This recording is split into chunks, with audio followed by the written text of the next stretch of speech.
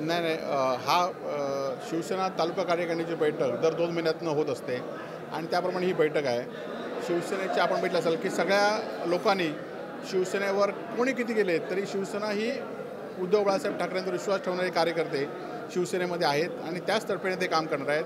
जरी आज आम्ही विरोधी पक्षात असलो तरी लोकांचे प्रश्न घेऊन विरोधाला विरोध आणि चांगल्या गोष्टीला सहकार्य करण्याचं आमचं धोरण आहे.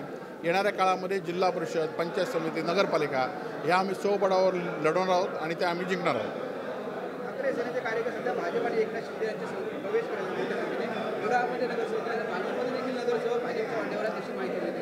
खरं तर काही कार्यकर्ते शिवसेना सोडत आहेत, परंतु ते एखाद्या पक्षात विचाराने जात नाही तर त्यांना आमिषे दिली जात आहेत, त्यांना प्रबोधने दिली जात आहेत आणि त्यामुळे काही कार्यकर्ते शिवसेना सोडत आहेत. ही वस्तुस्थिती आहे.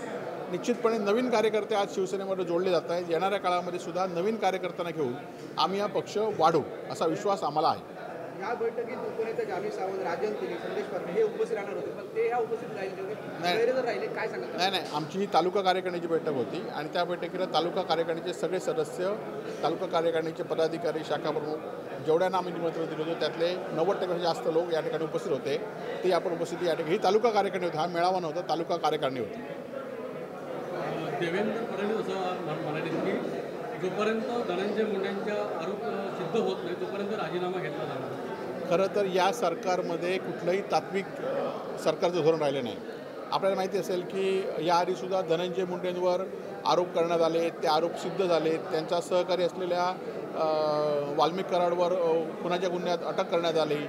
त्याच्या या कृषी खात्याचे अनेक घोटाळे बाहेर झाले तरी त्यांचा राजीनामा घेतला नाही. आज एका मंत्र्याला शिक्षा झाली तरी त्याचा राजीनामा घेतला नाही. आज एका केंद्रीय मंत्र्यांच्या मुलीवरच या ठिकाणी छेडछाड केली जाते तरी या ठिकाणी काही कारवाई होत नाही. त्याचप्रमाणे शिवशाहीच्या बसमध्ये बलात्कार केला जातो आणि त्या बलात्कार केल्यानंतर ती बस जवळजवळ 24 तास ती बस अशीच टाकली जाते, अशीच ठेवली जाते. खरं तर ती बस सील केली पाहिजे होती, त्यातनं पुरावे गोळा झाले असते, परंतु गृह खात्याने असं कुठलंच केलं नाही. म्हणजे ती बसला पत्रकार, राजकीय नेते त्या बसला वारंवार भेटी देत होत्या आणि त्यामुळे ते पुरावेच राहणार कसे. त्यामुळे आणि त्यानंतर काही सत्ताधारीतले हा बलात्कार सहमतीने झाला असं सांगतायत आणि त्यामुळे खरं तर ह्या सगळ्या प्रश्नाला गृह खात्याच जबाबदार आहे. परंतु असं असताना कुठल्याही कारवाई होत नाही आणि त्यामुळे या सरकारकडनं अपेक्षा काय ठेवणार आपण? उद्धव ठाकरे महाराष्ट्राचा दौरा करतात, सिंधुदुर्गामध्ये कधी दौरा असेल? नाही, उद्धवजींनी आता महाराष्ट्राचा दौरा आता सुरू केला आहे. आता नेते पहिल्यांदा फिरत आहेत. लवकरच सिंधुदुर्ग जिल्ह्यामध्ये शिवसेनेचे नेते उद्धवजी ठाकरेसुद्धा काही महिन्यामध्ये शिवसेनेचे येतील. तर ग्रामपंचायत निधी हा भाजपच्याच ग्रामपंचायतीला असं सांगितल्यानंतर माजी खासदार विनायक राऊतांनी आणि असीम सरोदेंच्या मार्फत कोर्टामध्ये खेचण्याचा सुरुवात करण्यात आली आहे. त्यासाठी कागदपत्र गोळा केलेली आहेत. असं असंवैधानिक विधान पालकमंत्र्यांनी केलं आहे ते पूर्णपणे चुकीचं आहे आणि आपण बघितलं असाल की जे प्रवेश करतायत ते त्यांना आमिष दाखवून, भीती दाखवून करतात. ते जास्त दिवस टिकणार नाहीत.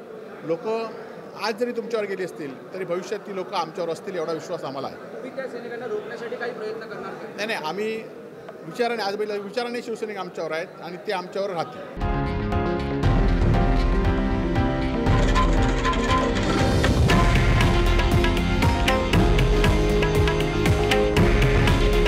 हे आहे देशातील नंबर 1 न्यूज नेटवर्क आणि आपण पाहत आहात TV9 मराठी. काळजी तुमची, हित महाराष्ट्राचं.